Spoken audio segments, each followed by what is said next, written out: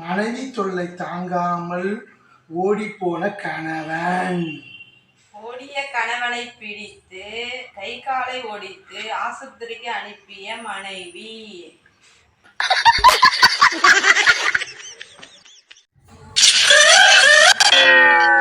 ஏங்க ஏங்க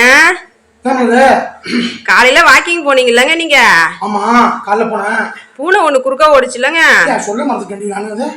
நான் சொன்ன போனதுல வெளில பூனை குறுக்க ஓடிச்சு. அப்பயே என்ன நடக்க போகுதுன்னு நினைச்சிட்டு நான் வேற. நீங்க வேறங்க, அந்த பூனைக்கு கால் உடைஞ்சிருச்சுங்க. ஆமாங்க. அந்த பூனை குறுக்க போனோம்னா நாம போறோமே, நமக்கு ஏதாவது நடத்துற போதும் நான் நினைச்சிட்டு. அதாங்க நான் நினைச்சேன். கடைசியில பார்க்க போனா இப்படி ஆயிட்டுங்க பூனைக்கு. அவங்க ராசி அப்படி இருக்குங்க, பாத்துக்குங்க.